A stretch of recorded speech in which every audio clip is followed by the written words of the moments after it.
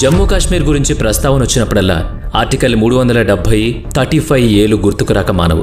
రద్దు చేసి ఇంతకాలం గడిచినా ఎన్నికలు జరిగినా వాటి గురించి పార్లమెంటులోనూ దేశంలోనూ చర్చలు జరుగుతూనే ఉన్నాయి.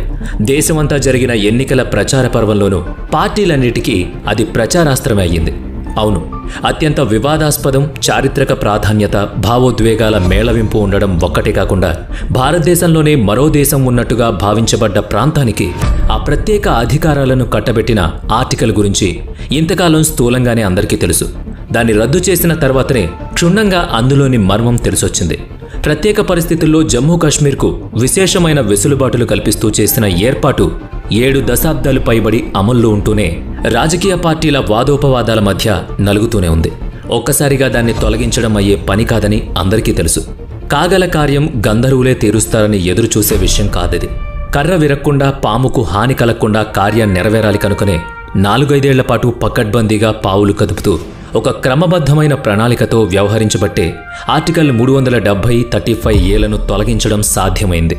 చరిత్ర కాలం నుంచి మొదలు పెడితే ఈనాడు తాజా స్థితిగతులను అర్థం చేసుకోగలం. కనుక సావధానంగా వీడియో చూస్తారని, విషయం ఆశాంతం గ్రహిస్తారని భావిద్దాం. ఆర్టికల్ 370 విధింపుకు దారితీసిన పరిస్థితుల కాలానికి వెళదాం. వలస పాలకుల నాటి భారతదేశాన్ని గమనించండి. బ్రిటిష్ వలస దేశం భారత్లో 2 విధాలైన పరిపాలనా విధానం ఉండేది.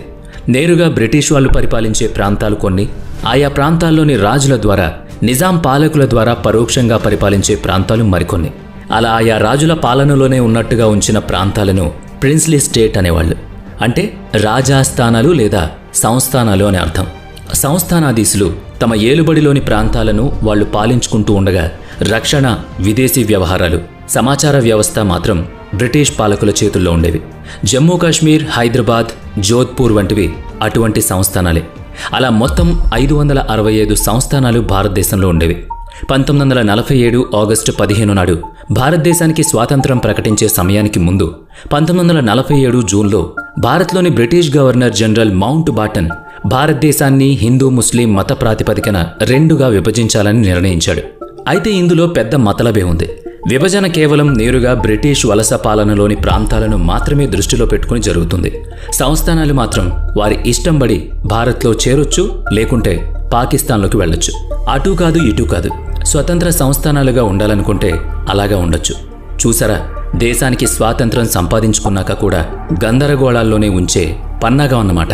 మరి మన నాయకులు ఏం చేశారో తెలుసుకుందాం. అలా ఒక ఆలోచనతో వచ్చాక ముస్లింలు ఎక్కువగా ఉండే భారతదేశ తూర్పు, పశ్చిమ ప్రాంతాలను పాకిస్తాన్గా మార్చారు. అవే నేటి బంగ్లాదేశ్, పాకిస్తాన్ దేశాలు. అలా మౌంట్ బాటన్ 1947 జూలై 18న ఇండియా ఇండిపెండెన్స్ యాక్ట్ 1947ని తీసుకొచ్చి దేశ విభజన ప్రారంభించారు. బెంగాల్ ఎటు 2 ముక్కలైంది. తూర్పు బెంగాల్, పశ్చిమ బెంగాల్ అని. తూర్పు బెంగాల్ను పాకిస్తాన్లో కలిపారు. పంజాబ్ 2 భాగాలైంది. పశ్చిమ భాగం పాకిస్తాన్లో ఉండగా సింధ్, బెలూచిస్తాన్ వెంబడి వాయువ్య భారతం మొత్తం పాకిస్తాన్లో కలపబడింది. ఇలా విడగొట్టిన తర్వాత మిగిలింది బ్రిటిష్ ఇండియాగా ఉంచబడింది. 1947 ఆగస్టు 15 నాడు భారతదేశం స్వతంత్ర దేశాలుగా ప్రకటించబడ్డాయి. స్వతంత్రం వచ్చింది సరే, రాజస్థానాల సంగతి తేల్చాలి కదా. భారత లోపల సంస్థానాలను ఏకం చేసే పని సర్దార్ వల్లభాయ్ పటేల్, పాకిస్తాన్ దాపులో ఉన్న వాటిని మొహమ్మద్ అలీ జిన్నాలు తమ దేశాల్లో విలీనం చేసుకునే పనిలో పడ్డారు. ఇదేమంత అనుకున్నంత సులభంగా కాలేదు. ఇప్పుడంటే మనం ఏదో ఒక విమర్శ చేస్తున్నాం, కానీ ఆనాటి విభజిత దేశాలు నిలదొక్కుకోవడానికి, సంస్థానాలను కలుపుకుని పోవడానికి ఎన్నో ఎత్తుగడలు వేయాల్సి వచ్చింది.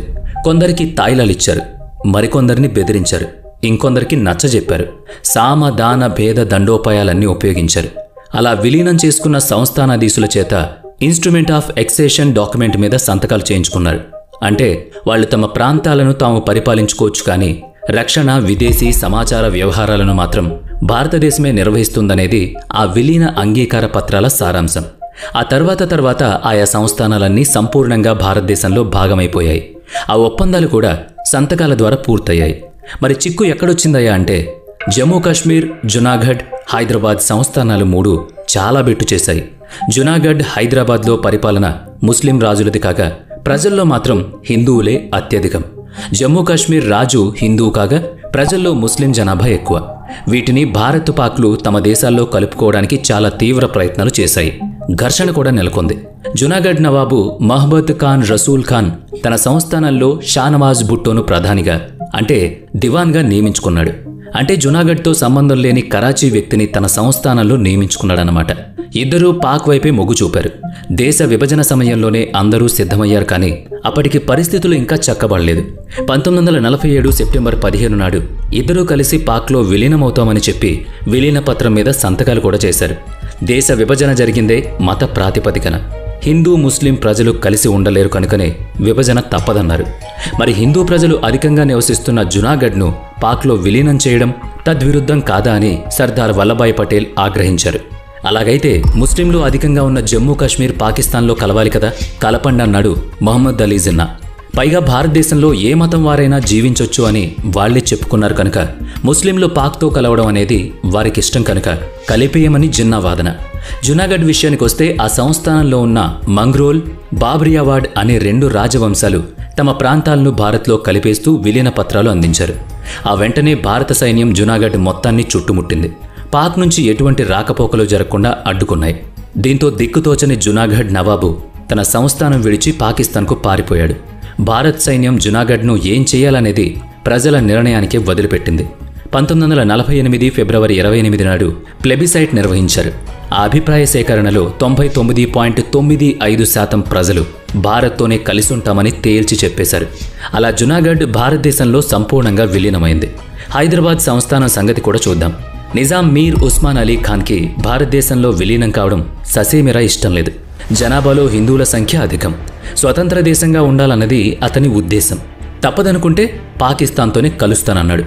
చూడబోతే అది భారతదేశం మధ్యలో ఉందాయే. మరి వెళ్ళి పాకిస్తాన్తో కలుస్తానంటే సాధ్యం కాదు కదా. భారతదేశం మధ్యలో వేరే దేశ భూభాగం ఉండడం భారత్కు కూడా శ్రేయస్కరం కాదు.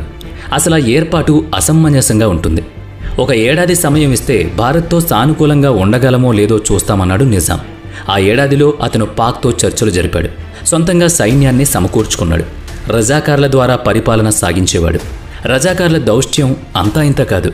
ఆడ మగ చిన్న పెద్ద తేడా లేదు. ఎదురు పడితే చాలు చావే గతి. ప్రజలని దోచుకోవడమే విధి. ముస్లింలు కాని వారిని అకారణంగా దండించడం లేదా కూనీ చేయడమే రజాకార్ల వ్యవహారంగా ఉండేది. దీంతో ప్రజల్లో తిరుగుబాటు మొదలైంది. రజాకార్ల దౌర్జన్యానికి బలైన వారి చరిత్రలు నేటికి కథలుగా వినిపిస్తూనే ఉంటాయి. భారత సైన్యానికి జమ్మూ కాశ్మీర్ అంశం ఒకటి నలుగుతోంది. అయినా సరే హైదరాబాద్కు భారత సైనిక దళాలు రాక తప్పలేదు. హైదరాబాద్ సైనిక చర్యలకు ప్రధాని నెహ్రూ సుతరాము ఇష్టపడలేదు. వద్దని చెప్పినా సరే పటేల్ వినలేదు. ఆపరేషన్ పోలో పేరుతో హైదరాబాద్ పైకి భారతదేశ సైన్యం తరలివచ్చింది. 2 రోజుల్లో హైదరాబాద్ భారత సైన్యం వశమైంది. దీంతో నిజాం మీర్ ఉస్మాన్ అలీ ఖాన్ విలీన పత్రాలపై సంతకం పెట్టాడు. 1948 సెప్టెంబర్ 18న హైదరాబాద్ సంస్థానం భారత్లో కలిపేయబడింది. ఇక జమ్మూ కాశ్మీర్ అంశమే మిగిలింది. మన ఈ వీడియో దాని గురించి అయినప్పటికీ స్వాతంత్రానంతరం సంస్థానాలను భారతదేశంలో విలీనం చేయడానికి పడిన శ్రమ, ఎదుర్కొన్న సంఘర్షణలను కూడా తెలుసుకోవాలి. అప్పుడే చరిత్ర సమగ్రంగా ఉంటుంది. జమ్మూ కాశ్మీర్ భారతదేశంలో అంతర్భాగం కావడానికి ఆర్టికల్ 370-35 రూపొందించాల్సి వచ్చింది. అప్పుడు జరిగిన కథ మొన్నటి రద్దు వరకు ఎన్నో విపరీతాలకు దారితీసింది.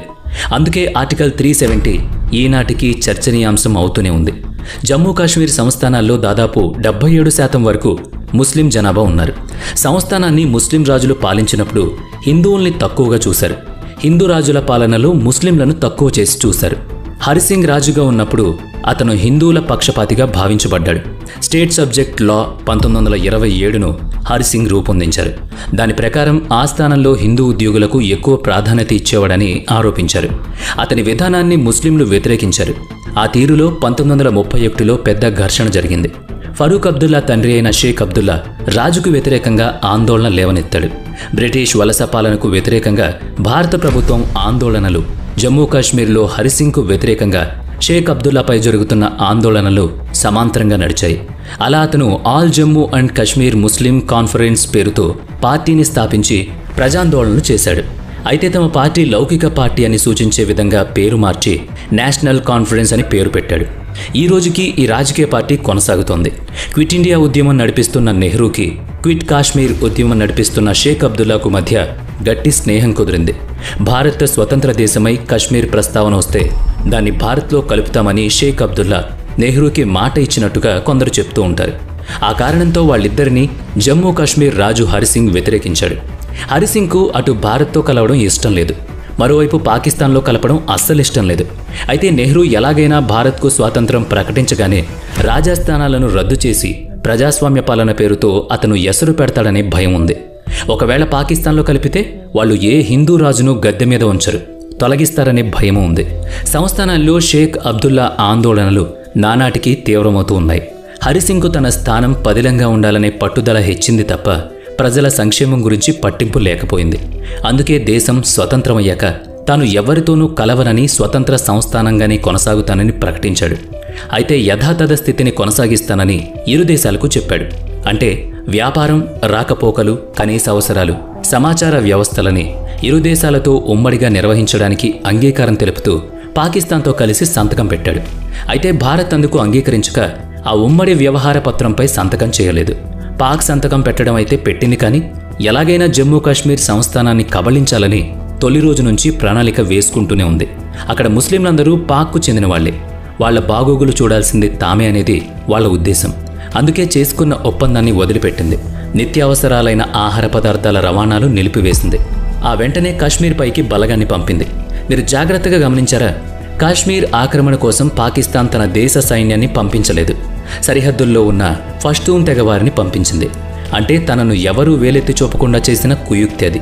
పాకిస్తాన్ ప్రేరేపిత ఆ సైన్యం కాశ్మీర్లో హిందూ, సిక్, ముస్లిం అనే తేడా లేకుండా అందరినీ ఊచకోత కోస్తూ శ్రీనగర్ సమీపానికి చేరుకుంది.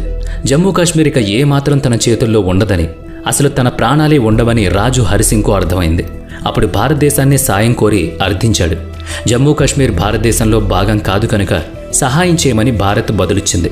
అప్పుడు 1947 అక్టోబర్ 26న భారతదేశంలో జమ్మూ కాశ్మీర్ని విలీనం చేస్తూ రాజు హరిసింగ్ ఇన్స్ట్రుమెంట్ ఆఫ్ ఎక్సేషన్పై సంతకం చేశాడు. అంటే జమ్మూ కాశ్మీర్ రక్షణ, విదేశీ వ్యవహారాలు, సమాచార వ్యవహారాల బాధ్యత ఇప్పుడు భారతదేశానిది. ఇదే సమయంలో ప్రధాని నెహ్రూ మరో షరతు పెట్టాడు. హరిసింగ్ సంబంధించి షేక్ అబ్దుల్లాను జైలు నుంచి విడుదల చేసి కశ్మీర్ ప్రధానిగా నియమించాలనేది ఆ షరతు. ఆనక సంపూర్ణంగా విలీనం జరిగినప్పుడు అతను భారత్లోనే కలుస్తాడని నెహ్రూ అనుకున్నారు. ఆ మరుసటి రోజు అనగా 1947 అక్టోబర్ 27 నాడు భారత్కు చెందిన సిక్ సైనిక విభాగం గగనతలం ద్వారా కాశ్మీర్లో దిగింది. పాక్ పంపించిన పష్తూన్ సైన్యాన్ని వెనక్కి తరిమి కొట్టింది. అంటే ఆ సంఘర్షణ భారత్ పాక్ యుద్ధంగా పరిణమించింది. 1947 డిసెంబర్ 20 నాడు భారత మంత్రివర్గ సమావేశంలో నెహ్రూ ఒక ప్రస్తావన లేవనెత్తారు. కశ్మీర్ అంశాన్ని ఐక్యరాజ్య సమితిలో లేవనెత్తితేనే తమ వద్ద ఉన్న విలీన అంగీకార పత్రం ఆధారంగా పాక్ను వెనక్కి పొమ్మని ఐక్యరాజ్య సమితి ఆదేశిస్తుందని, జమ్మూ కాశ్మీర్ సంపూర్ణంగా భారత్లో విలీనమవుతుందని ఆయన భావించారు. ఒకవేళ ప్రజాభిప్రాయం కోరితే జమ్మూ, లడాక్ ప్రాంతాలు భారత్ పక్షమే కనుక వేరే ఆలోచనే ఉండదని, ఇక కశ్మీర్లోని షేక్ అబ్దుల్లా అభిమతం భారత్ వైపే ఉంటుందని, అతనే కశ్మీరీలకు నచ్చజెప్తాడని నెహ్రూ మంత్రివర్గ సమావేశంలో వివరించారు. చెప్పాలంటే ఇది ఏకపక్షంగా నెహ్రూ ఆలోచనగానే భావిస్తారు. అలా 1948 ఏప్రిల్ 21 నాడు ఐక్యరాజ్య సమితిలో భారత్ ఫిర్యాదును ప్రస్తావించారు. అప్పటి ఐక్యరాజ్య సమితిలో అమెరికా సంయుక్త రాష్ట్రాల ప్రభావం చాలా ఎక్కువగా ఉండేది. ఆ దేశం పాకిస్తాన్కు మద్దతుగా మాట్లాడుతుంది కూడా. ఫలితంగా 1948 ఏప్రిల్ 21 నాటి ఐక్యరాజ్య సమితి తీర్మానంలో యథాతథ స్థితి కొనసాగాలని చెప్పారు. 1949 జనవరి 1వ తేదీ ఆనాటికి భారత్, పాకిస్తాన్లు ఎక్కడున్నాయో అక్కడుండి లైన్ ఆఫ్ కంట్రోల్ను గీసుకున్నాయి. అదే నియంత్రణ రేఖ. జమ్మూ కాశ్మీర్ విలీనం విషయం అక్కడి ప్రజలే నిర్ణయించుకోవాలని ఐక్యరాజ్య సమితి చెప్పింది. అలాగే ప్లెబిసైట్ జరగడానికి ముందే రెండు దేశాలు తమ తమ సైన్యాల్ని కశ్మీర్ నుంచి వెనక్కి పిలుచుకోవాలని చెప్పింది. వాస్తవానికి నెహ్రూ వెళ్లిన పద్ధతిలో కాకుండా హరిసింగ్ మొదటిసారి విలీనానికి అంగీకరించినప్పుడే సంపూర్ణ విలీనానికి ఒప్పుకునుండేవాడు. అలా కాకుండా అంగీకారం ఒకసారి, విలీనం మరోసారి, ఆ రెండింటి మధ్యలో విషయాన్ని ఐక్యరాజ్య సమితి వరకు తీసుకువెళ్లడం, అక్కడేమో ప్రజాభిప్రాయం నిర్వహించమని తీర్మానించడం, ఇదంతా భారత్కు ఏమాత్రం కలిసొచ్చే వ్యవహారం కాదనేది ముందస్తు గ్రహింపు లేకపోయింది. తద్విషయమై ఆనాటి నుంచి ఈనాటి వరకు నెహ్రూను విమర్శించేవారే ఎక్కువ. పోనీ భారత సైన్యం కాశ్మీర్లో ప్రవేశించి పాక్ సైన్యాన్ని వెనక్కి పంపిస్తున్నప్పుడైనా వారిని మరింతగా పాక్ భూభాగం వైపు తరిమి కొట్టుంటే బావుండేది. అలానూ చేయలేదు. అసలు దేశాన్ని విభజించినప్పుడు సంస్థానాలను కూడా దేశంలో భాగంగా ప్రకటించకుండా మీకిష్టమైతే కలవండి, లేకుంటే స్వతంత్రంగా ఉండండి అని చెప్పడమే పెద్ద తప్పు. దాన్ని అంగీకరిస్తూ స్వాతంత్రం పొందడం మన తప్పు. సరే, జరిగిపోయింది. పాక్ యుద్ధానికి దిగినప్పుడైనా ధీటుగా వ్యవహరించకుండా యుఎన్కు వెళ్లడం వల్ల చిక్కుముడి మరింతగా బిగిసింది కదా.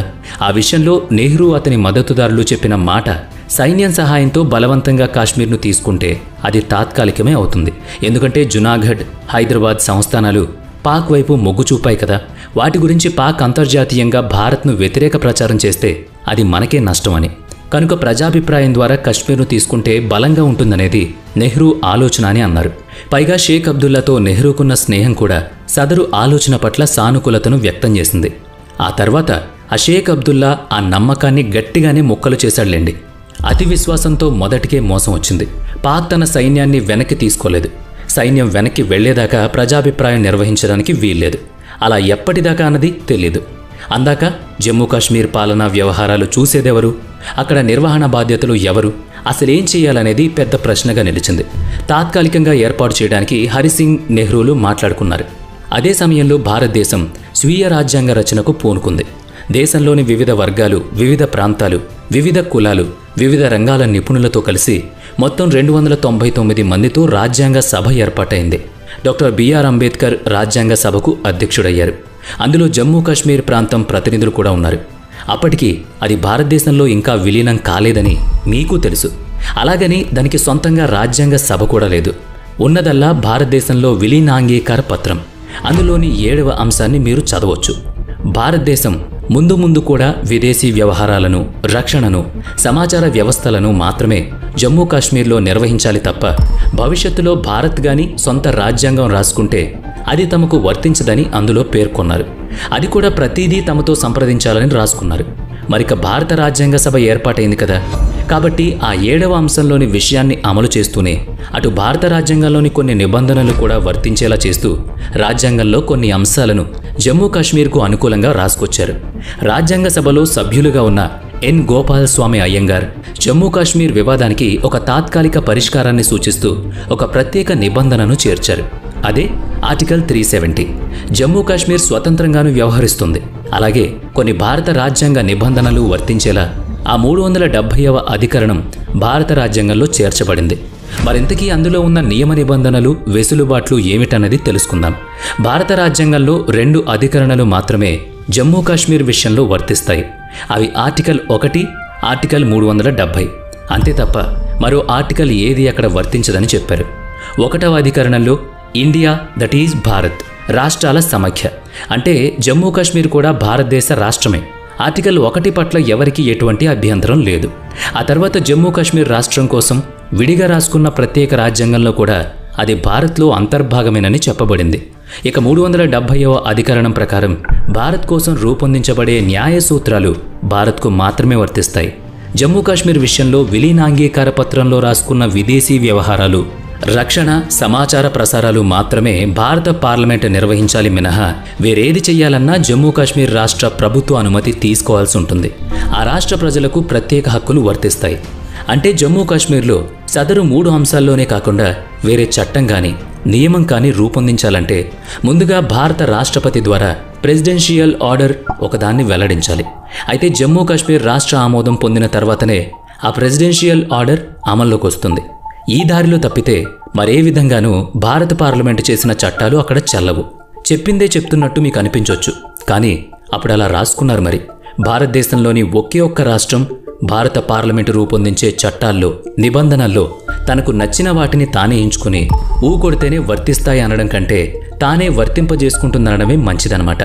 ఇప్పుడు జీఎస్టీ మొత్తం భారతదేశానికి వర్తించిన కొంతకాలానికి గానీ జమ్మూ కాశ్మీర్లో అది అమలు కాలేదు. మరి సరే, ఆర్టికల్ 370ని అక్కడ ప్రజాభిప్రాయ సేకరణ జరిగే వరకు తాత్కాలిక ప్రత్యేక అధికరణగా రాసుకున్నారని మనం చెప్పుకున్నాం. మరి దాన్ని తొలగించే ఏర్పాటు గురించి ఏం చెప్పారో కూడా తెలుసుకోవాలి.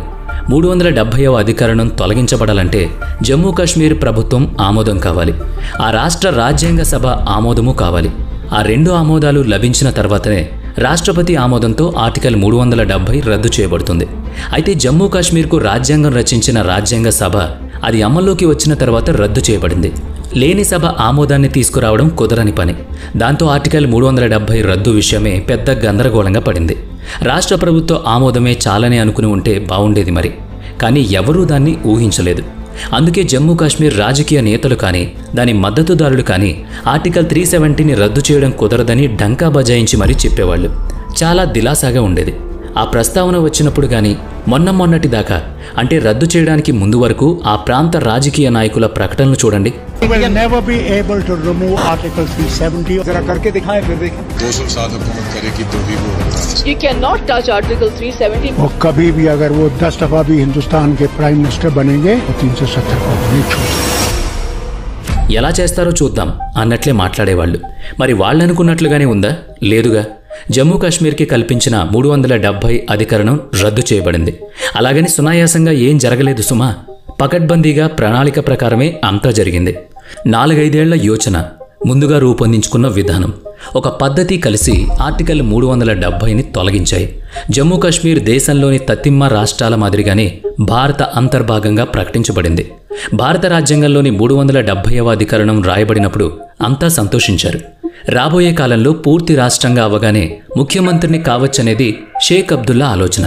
ప్రజాపాలన ఉంటుంది కానీ తన ప్రాంతానికి తానే సర్వాధికారిగా ఉండొచ్చనేది హరిసింగ్ ఆలోచన. పైగా పాక్ సైన్యం వెనక్కి మళ్లిన తరువాత ప్రజాభిప్రాయం తీసుకోవడం లాంఛనమే కదా, జరిగిందంతా తాత్కాలిక సర్దుబాటే కదా అనుకున్నారు మిగతా వాళ్ళంతా. ఆ భావంతోనే భారత రాజ్యాంగం 21వ అధ్యాయంలో సదరు 370వ అధికరణాన్ని చేర్చారు.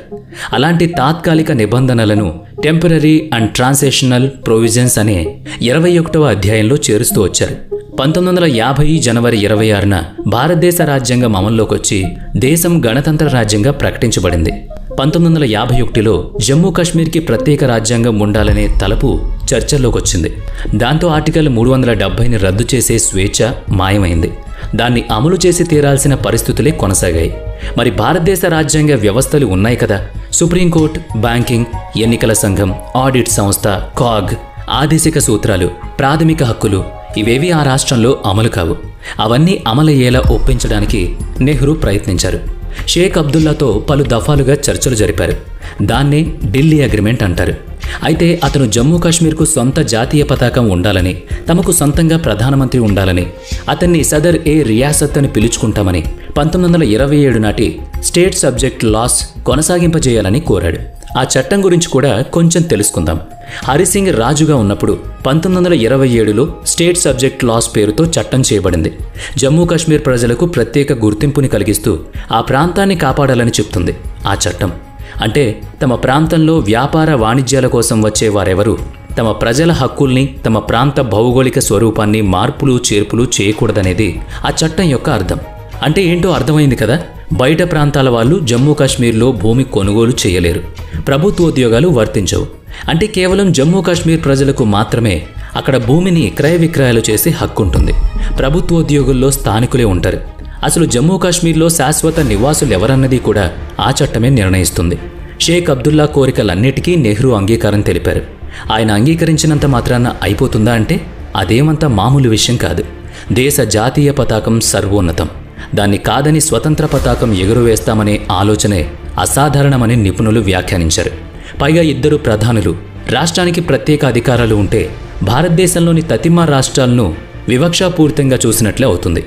దేశ పౌరుల ప్రాథమిక హక్కుల్ని నిర్వచించిన ఆర్టికల్ 14, ఆర్టికల్ 19, ఆర్టికల్ 21 ప్రకారం దేశ పౌరులందరూ సమానమైనప్పుడు జమ్మూ కాశ్మీర్ ప్రజలు ఎక్కువ సమానులు అని అంటే ఎలా కుదురుతుంది? అంతే కదా మరి. మీరు దేశమంతా తిరగొచ్చు, ప్రతి చోట మీ హక్కులు మీకు ఉంటాయి. కానీ మీరు జమ్మూ కాశ్మీర్లో నివసించొచ్చుగాక, అయినా అక్కడ హక్కులు సదుపాయాలు మాత్రం మీకు వర్తించవు. అయితే రాజ్యాంగంలో రాయబడిన అనేక అధికరణలను, అనేక విడి నిబంధనలను, ఇతర వెసులుబాట్లను ఏర్చి కూర్చి భారత సుప్రీంకోర్టు, ఎలక్షన్ కమిషన్లు జమ్మూ కాశ్మీర్లోనూ పనిచేసేలా సర్దగలిగారు. అందుకోసం ఆర్టికల్ 370లో అంతర్భాగంగా ఆర్టికల్ 35A తీర్చిదిద్దారు. ఆర్టికల్ 35A దాదాపుగా 1927 నాటి స్టేట్ సబ్జెక్ట్ లాస్ మాదిరిగానే ఉంటుంది. కనుక ఎవరికీ ఇబ్బంది ఉండదు. కాకపోతే ఒకటే దేశంలోని జమ్మూ కాశ్మీర్ ప్రజలకు మాత్రం ద్విపౌరసత్వం వంటి హక్కులుండడం మిగతా దేశవాసుల్లో విభ్రాంతిని, అసంతృప్తిని కలిగించాయి. ఆర్టికల్ 35A అమలయ్యే నాటికి ప్రధానిగా ఉన్న షేక్ అబ్దుల్లా స్వభావంలో మార్పు కనిపించింది. భారత ప్రభుత్వ నిర్ణయాలను తిరస్కరించసాగాడు. నిఘా వర్గాల సమాచారం ప్రకారం అతను పాకిస్తాన్తో సంప్రదింపులు జరుపుతున్నట్టు తెలిసింది. ఆర్టికల్ 35Aను అమలు కాకుండా ప్రయత్నిస్తున్నట్టు గమనించాడు. అదే సమయంలో దేశద్రోహం నేరం మీద అతన్ని జమ్మూ కాశ్మీర్ పరిపాలన నుంచి తొలగించి ఉప ప్రధాని బక్షీ గులాం మొహమ్మద్ను ప్రధానిగా చేశారు. చర్చల అనంతరం ఆర్టికల్ 35Aను అమల్లోకి తీసుకొచ్చారు. 1954లో నాటి రాష్ట్రపతి బాబు రాజేంద్ర ప్రసాద్ ద్వారా ప్రతిపాదించిన ఆర్టికల్ 35A జమ్మూ కాశ్మీర్ ప్రభుత్వం ఆమోదించగానే రాష్ట్రపతి ఆమోదంతో దాన్ని ఆర్టికల్ 370లో అంతర్భాగంగా చేర్చారు. నాటి నుంచి జమ్మూ కాశ్మీర్ ప్రజలకు విలీన పత్రంలో కలిగించిన ప్రత్యేక హక్కులకు ఇబ్బంది కలగకుండానే భారత రాజ్యాంగంలోని ముఖ్యమైన నిబంధనల్లో కొన్నింటిని ఆ రాష్ట్రంలోనూ అమలు చేయగలిగేలా రాజ్యాంగ సవరణ జరిగింది. అలా ఆర్టికల్ 35A ప్రకారం జమ్మూ కాశ్మీర్ ముఖ్యాధికారిని ప్రధానమంత్రి పదవి నుంచి ముఖ్యమంత్రి పదవికి మార్చారు. అలా 1954 నాటి రాష్ట్రపతి ఉత్తర్వుల ప్రకారం భారత రాజ్యాంగంలో చెప్పబడిన సమైక్య రాజ్య లక్షణాలను ప్రతిబింబించేలా మొత్తం 97 నిబంధనల్లో 94 నిబంధనలను జమ్మూ కాశ్మీర్కి వర్తింపజేశారు. భారత వ్యతిరేక గళం వినిపించే వాళ్లంతా Delhi agreement, state subject laws గురించి తప్ప 1954 నాటి రాష్ట్రపతి ఉత్తర్వుల గురించి మాట్లాడడానికి ఇష్టపడరు. పరిస్థితులు అటు ఇటుగా ఉన్నా, పరిపాలనలో ఒడిదుడుకులు ఉన్నా కాలం గడుస్తూ ఉంది. తర్వాత భారత్ చైనా, భారత్ పాక్ యుద్ధాలు జరిగాయి. పాకిస్తాన్ వైపు నుంచి సైన్యం కవ్వింపులు, అక్రమ చొరబాట్లు, సరిహద్దుల్లో గొడవలు, విద్రోహక చర్యలు లెక్కలేనన్ని జరుగుతూ వచ్చాయి. కాశ్మీర్లో జరిగే పరోక్ష యుద్ధాన్ని పాక్ తనకు అనుకూలంగా తిప్పుకుంది. దాదాపు 42,000 మంది సాధారణ ప్రజల ఊసురు తీసింది. వేల మంది భారత సైనికులు వీరమరణం పొందారు. ఆర్టికల్ 370ని అడ్డుగా పెట్టుకుని స్థానికులను రెచ్చగొట్టి ఉద్రేకం కలిగించడంలో ఆ దేశం ఎల్లప్పుడూ ముందుండేది. 1947 ఆగస్టు 15 నుంచి ఈ రోజు వరకు భారత్ పాక్ల మధ్య జరిగిన యుద్ధాలు, నియంత్రణ రేఖ వద్ద గొడవలు, సరిహద్దుల వద్ద చొరబాట్ల గురించి తెలిసిందే. అలాగని జమ్మూ కాశ్మీర్ ప్రశాంతంగా ఉందా అంటే లేదు. భౌగోళిక మార్పులు ఏం జరగలేదా అంటే జరిగాయని చెప్పుకోవాలి. జమ్మూలోని మొనావర్ నుంచి మొదలైన LOC NJ 9842 పాయింట్ వరకు ఉంటుంది. సియాచిన్ గ్లేసియర్ ఉన్నది అక్కడే. పాక్ దాన్ని స్వాధీనం చేసుకోవడానికి చిరకాలం ప్రయత్నించింది. వాళ్ళు సైన్యం అక్కడికి చేరుకోవడానికి ముందే భారత సైన్యం అక్కడ మకాం వేసింది. దాంతో NJ 9842 నుంచి LOC ఇందిరా కోల్ వరకు పొడిగించబడింది. ఆలోగా చైనా మన భారతదేశ అక్సాయ్ చిన్ను ఆక్రమించుకుంది. పాక్తో యుద్ధంలో ఆ దేశం ఆక్రమించుకున్న కశ్మీర్ ప్రాంతం POK ఉంది. POKలో సక్షం లోయ ప్రాంతాన్ని పాకిస్తాన్ తన మిత్రదేశం చైనాకి అక్రమంగా కట్టబెట్టింది. తతిమా ప్రాంతాన్ని 2 భాగాలుగా చేసింది. గిల్గిట్ బాల్టిస్తాన్ ప్రాంతాన్ని పాక్ నేరుగా పరిపాలిస్తోంది. మీర్పూర్, ముజఫరాబాద్ ప్రాంతాన్ని అది ఆజాద్ కాశ్మీర్ పేరుతో పిలుస్తూ దాన్ని స్వతంత్ర దేశమని పాకిస్తానే స్వయంగా ప్రకటించి ఆ ప్రాంతానికి ప్రత్యేక రాష్ట్రపతి, ప్రధానమంత్రిని కూడా నియమించింది. పరిపాలన చేసేది మాత్రం పాకిస్తానే అనుకోండి. జమ్మూ కాశ్మీర్లో భారతదేశం కోల్పోయిన ప్రాంత పరిస్థితి అలా ఉంది ఇప్పుడు. సరే, భారత్లోని జమ్మూ కాశ్మీర్లో ఆర్టికల్ 370 పరిస్థితి ఏంటన్నది చూద్దాం. భారతదేశంలో భారతీయ జనతా పార్టీ చురుగ్గా విస్తరించింది. పార్లమెంట్లో మెరుగైన స్థానాలను సాధించింది. ఆ పార్టీ నాయకులు నెహ్రూ హయాంలో విధించిన 370వ రాజ్యాంగ అధికరణ తీరును దుయ్యబట్టారు. 1984 నాటి భాజపా ఎన్నికల వాగ్దానాల్లో 370 అధికరణలు తొలగిస్తామని చెప్పారు. ఒకే దేశంలో 2 రాజ్యాంగాలు, 2 జాతీయ చిహ్నాలు, 2 ప్రధానులు ఉండడం కుదరదని భాజపా నాయకత్వం నినదించింది. మీరిక 2014 ఎన్నికల వద్దకు వచ్చేయండి. ఆ ఏడాది నవంబర్ 25 మొదలు డిసెంబర్ 20 మధ్య తడవలుగా జమ్మూ కాశ్మీర్ శాసనసభకు ఎన్నికలు నిర్వహించబడ్డాయి. ఎవరూ ఊహించని విధంగా భాజపాకు 25 స్థానాలు, PDPకి 28 స్థానాలు, JKNCకి 15, కాంగ్రెస్కు 12 స్థానాలు దక్కాయి. భాజపా మద్దతు లేకుండా ప్రభుత్వం ఏర్పాటు జరిగే పరిస్థితి పూజ్యం. మిగతా పార్టీల మధ్య సంఘీభావం లేదు. పీపుల్స్ డెమోక్రటిక్ పార్టీ PDP భావజాలం భాజపాకు పూర్తి విరుద్ధం. 2 పార్టీల మధ్య మాటలు జరిగాయి. 2015 మార్చి 1వ తేదీన 2 పార్టీలు కలిసి ఉమ్మడి ప్రభుత్వాన్ని ఏర్పాటు చేశాయి. 370వ అధికరణం తొలగించడానికి ఆ రోజే బేజం పడిందని రాజకీయ విశ్లేషకులు వ్యాఖ్యానిస్తుంటారు. PDP కోరికలను భాజపా అంగీకరించింది. ముఫ్తీ మహ్మద్ సయీద్ ముఖ్యమంత్రి కావడానికి రంగం సిద్ధమైంది. భాజపాకు చెందిన నిర్మల్ కుమార్ సింగ్ ఉప ముఖ్యమంత్రిగా ప్రమాణం చేయడానికి నిశ్చయమైంది. అంతా సజావుగా జరిగిపోయింది. ఎలాంటి బేరసారాలు, అలకలు కనిపించలేదు. 2 ఏళ్లు గడిచాయి. 2018 జూన్ 19 కల్లా భాజపా తన ప్రణాళికను సిద్ధం చేసుకుందని నిపుణులు విశ్లేషణ. జరిగిన పరిణామాలను బట్టి వాళ్ళలా చెప్తూ ఉంటారు. ఎందుకంటే ఆ రోజు భాజపా PDPకి తన మద్దతును ఉపసంహరించుకుంది. అంటే ప్రభుత్వం కూలిపోయిందని అర్థం. ఆ రాష్ట్ర రాజ్యాంగం ఉంది కదా, అందులోని ఆర్టికల్ 92 ప్రకారం ప్రభుత్వం లేకపోయినా, రాజ్యాంగ సంక్షోభం తలెత్తినా అక్కడ నేరుగా రాష్ట్రపతి పాలన విధించడానికి వీల్లేదు. అందుకు బదులు 6 నెలల వరకు జమ్మూ కాశ్మీర్ గవర్నరే రాష్ట్రాన్ని పరిపాలించాలి. 2018 ఆగస్టు 23 నాడు సత్యపాల్ మాలిక్ని జమ్మూ కాశ్మీర్ రాష్ట్ర గవర్నర్గా నియమించారు. ఆయన అంతకుముందు 2012లో భాజపా జాతీయ ఉపాధ్యక్షుడిగా పనిచేశారు. కనుక ఆయన అద్భుతంగా జమ్మూ కాశ్మీర్ను పరిపాలించగలరని భాజపా భావించింది. అయితే ఆయనతోనే అంతా అయిపోదని భాజపాకు తెలుసు. వాస్తవానికి అక్కడ రాష్ట్రపతి పాలన విధించబడాలన్నదే వ్యూహం. ఆ 6 నెలల లోపు శాసనసభ ఏర్పాటవకూడదు. అలా జరిగితే ఆర్టికల్ 370 రద్దు వీలు పడదు. పీడీపీకి బలం లేదు కనుక ప్రభుత్వం పడిపోయింది. తర్వాత స్థానాల్లో ఉన్న భాజపా ప్రభుత్వ ఏర్పాటుకు ముందుకు రాలేదు. ఉద్దేశపూర్వకంగా మౌనం పాటించింది. అప్పుడు PDP, national Congress, Jammu Kashmir national conference పార్టీలు తమ మధ్య ఉన్న విభేదాలను పక్కకు పెట్టి 2018 నవంబర్ 21న ఉమ్మడి ప్రభుత్వం ఏర్పాటు చేయడానికి పూనుకున్నాయి. అప్పటికి 5 నెలలు గడిచాయి. భాజపా మౌనం వెనుక ఆలోచనను వాళ్ళెవరూ పసిగట్టలేదు. 3 పార్టీలు గవర్నర్ సత్యపాల్ మాలిక్ను కలిసే ప్రయత్నం చేశారు. ముఫ్తీ తన ముఖ్యమంత్రి అభ్యర్థిత్వాన్ని గవర్నర్కి చెప్పడానికి ఫోన్ చేసినా ఆయన స్పందించలేదు. అప్పుడు ఆమె ఫ్యాక్స్ పంపించే ప్రయత్నం చేశారు. కాకతాళీయంగా ఫ్యాక్స్ మిషన్ పనిచేయలేదు. 6 నెలలకు ఇంకా సమయం ఉంది. 2018 డిసెంబర్ 20 నాటికి ఆ 6 నెలలు పూర్తవుతాయి. ఆలోగా గవర్నర్ సత్యపాల్ మాలిక్ కేంద్ర ప్రభుత్వానికి తన సిఫారసు పంపించారు. అందులో ఏముందో చూద్దాం. జమ్మూ కాశ్మీర్లో ప్రజాపాలన సాగే సూచన కనిపించడం లేదు. పార్టీల మధ్య సయోధ్య లేదు. పరస్పరం విపక్ష శాసనసభ్యులను కొనుగోలు చేయడమో అనుకూలంగా మార్చుకోవడమో చేసే ప్రయత్నాల్లో పార్టీలన్నీ ఉన్నాయనే అనుమానం కలిగింది. ఇటువంటి అసాధారణ పరిస్థితుల్లో ప్రభుత్వ ఏర్పాటు సమంజసం కాబోదు అని ఆయన రాసుకొచ్చారు. కేంద్రం ఆయన సిఫారసును ఆమోదించింది. 6 నెలల గడువు ముగిసింది. జమ్మూ కాశ్మీర్ రాష్ట్రానికి ఉన్న ప్రత్యేక రాజ్యాంగ నియమాల ప్రకారమే అక్కడ రాష్ట్రపతి పాలన విధించబడింది. రాష్ట్రపతి పాలన అంటే నేరుగా రాష్ట్రపతి వచ్చి కూర్చోరు. రాష్ట్రపతి తరపున ఎవరు రాష్ట్ర పాలనా వ్యవహారాలు చూడాలో ఒక నోటిఫికేషన్ ద్వారా వెల్లడిస్తారు. అలా 2018 డిసెంబర్ 19న రాష్ట్రపతి ప్రకటన జరిగింది. రాష్ట్రపతి తరపున గవర్నర్ రాష్ట్రాన్ని పాలిస్తారని చెప్పారు. అంటే గవర్నర్ సత్యపాల్ రాష్ట్ర పాలన చెయ్యాలి. రాష్ట్రపతి పాలనకు ముందు కూడా గవర్నరే ఉన్నప్పటికీ అధికారాలు పరిమితమే. రాష్ట్రపతి పాలన విధించబడ్డాక గవర్నర్కు దేశ ప్రధానికి ఉన్నన్ని అధికారాలు వర్తిస్తాయి.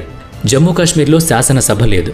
మరి శాసనసభ వ్యవహారాలు చూడాలంటే దాని స్థానంలో భారత పార్లమెంట్ స్వయంగా ఆ విధులు నిర్వహిస్తుందని రాష్ట్రపతి ప్రకటనలో వెల్లడించారు. అందుకే 6 నెలలు మౌనం. ఆ తర్వాత గవర్నర్ సిఫారసు, ఆ మీదట రాష్ట్రపతి ప్రకటన వరుసగా జరిగాయి.